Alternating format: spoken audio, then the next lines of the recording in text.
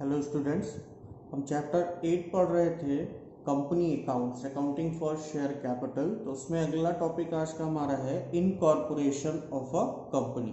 Company के incorporation के बारे में जानना है। तो दिया है the process for incorporating a company can be divided into 4 principal stages. इसके 4 स्टेजेस हैं। इसको इनकॉर्पोरेट करने यानी किसी भी कंपनी को इस्टेब्लिश करने या किसी कंपनी को बनाने में इसके 4 स्टेजेस होते हैं, जिसको स्टार्ट करने के लिए ज़रूरी होता है कंपनी को। पहला होता है प्रमोशन, दूसरा होता है इनकॉर्पोरेशन और रजिस्ट्रेशन ऑफ अ कंपनी, तीसरा होता है कैपिटल सब्सक्रिप्शन और चौथा होता है कमेंसमेंट ऑफ बिजनेस। तो पहला जो आपका दिया है प्रमोशन। प्रमोशन क्या होता है? देखिए, प्रमोशन हमारा कंपनी को स्टार्ट करने का फर्स्ट स्टेज होता है।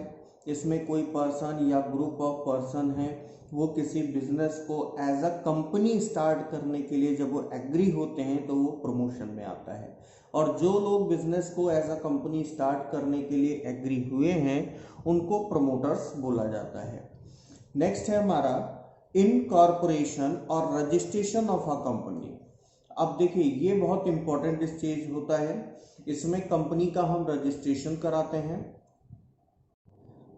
इसमें हम कंपनी का जो है रजिस्ट्रेशन कराते हैं रजिस्ट्रार ऑफ कंपनी के यहाँ। दिया गया है, company is incorporated following the procedure prescribed in the companies act 2013। Companies act 2013 में जो प्रोसीजर्स दिए गए हैं उन प्रोसीजर्स को फॉलो करके हम कंपनी का इनकॉर्पोरेशन कराते हैं। The promoters, after getting the name of the proposed company approved from the registrar of companies, वो क्या करते हैं कि जो भी प्रमोटर्स हैं उन्होंने कंपनी को अपना कंपनी का नाम दे दिया है। फिर उसके बाद वो क्या करते हैं, रजिस्ट्रार ऑफ कंपनीज के पास वो अपना memorandum of association, articles of association, ठीक है, और consent of first director to act as director, की पहला डायरेक्टर कौन होगा जो एज अ डायरेक्टर वर्क करेगा, ठीक है, और डिक्लेरेशन होता है, जो रिक्वायरमेंट्स होती है कंपनीज एक्ट की वो सारी कंपाइल्ड करके सबमिट करता है रजिस्ट्रार ऑफ कंपनी के पास। जब ये सारे काम कर लेता है प्रमोटर, तो उसके बाद क्या होता है कि the registrar of companies thereafter issues certificate of incorporation. इसके बाद कंपनी का रजिस्ट्रार क्या करता है, इनकॉर्पोरेशन का सर्टिफिकेट देता है कि अब आपकी कंपनी रजिस्टर्ड हो चुकी है। इफ ही इज सेटिस्फाइड, अगर वो क्या होगा, सेटिस्फाई होगा, that the requirements of companies act 2013 have been compiled with, अगर सारी रिक्वायरमेंट्स हमने पूरी कर रखी है, रजिस्ट्रार ऑफ कंपनी उसे सेटिस्फाई हो रहा है कि जो भी रिक्वायरमेंट्स थी वो हमने सारी पूरी कर दी है, तभी वो हमें जो है सर्टिफिकेट इशू करेगा। इसके बाद है the company thereafter comes into existence. इसके बाद जो हमारी कंपनी है वो एग्जिस्टेंस में आ जाती है।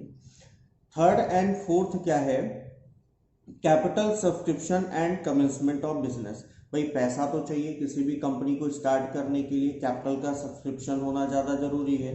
तो कैपिटल का सब्सक्रिप्शन और कमेंसमेंट ऑफ बिजनेस, ये दो चीज़ें आती हैं।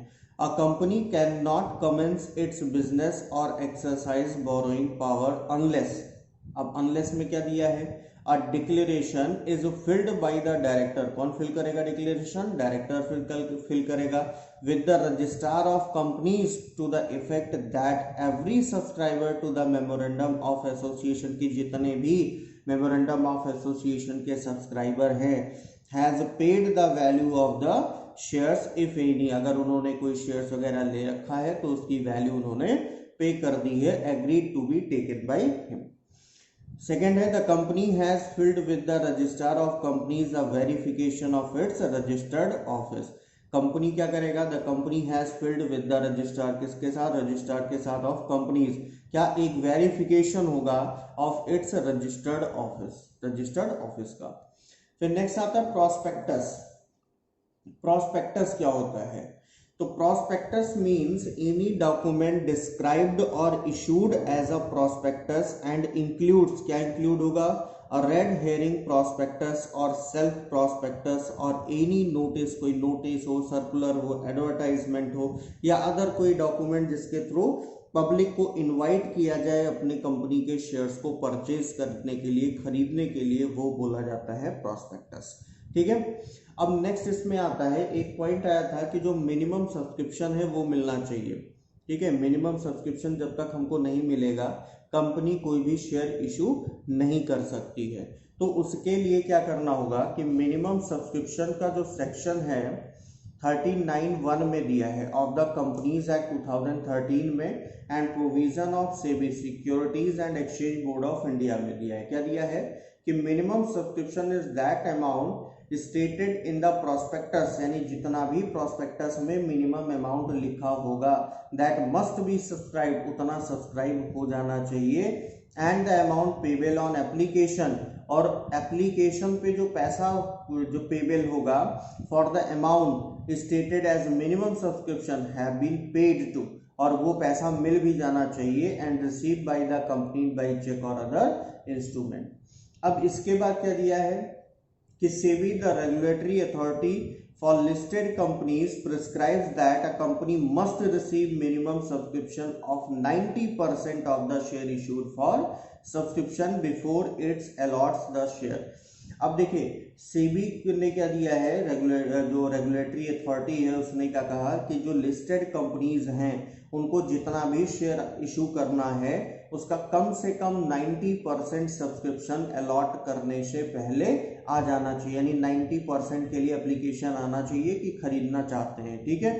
फिर इसके बाद ये डज इन इफेक्ट अनलेस 90%, अगर 90% से कम सब्सक्रिप्शन आया तो क्या होगा, of the sum payable on application for shares issued to the public for subscription is received by the company, shares can not be allotted. अगर 90% से कम एप्लीकेशन आया तो कंपनी शेयर्स को अलॉट नहीं कर सकती है, और अगर कंपनी शेयर्स को अलॉट नहीं कर सकती है, 90% सब्सक्रिप्शन उसके पास नहीं आया, तो जो भी सब्सक्रिप्शन एप्लीकेशन पे पैसा मिला था शेयर्स को परचेज करने के लिए, जब भी इशू का डेट खत्म होगा, जैसे एक डेट दे दिया कि 1 अप्रैल से लेके 10 अप्रैल तक शेयर्स इशू हो गए, तो 10 अप्रैल को अगर 90% कंप्लीट नहीं हुआ तो उसके 15 डेज में 15 दिन के अंदर पूरा का पूरा पैसा बाकी शेयर होल्डर का रिफंड करना होगा, क्योंकि शेयर अलॉट नहीं हो सका मिनिमम सब्सक्रिप्शन की वजह से, इसलिए अब उनके पैसे को वापस कर दिया जाएगा।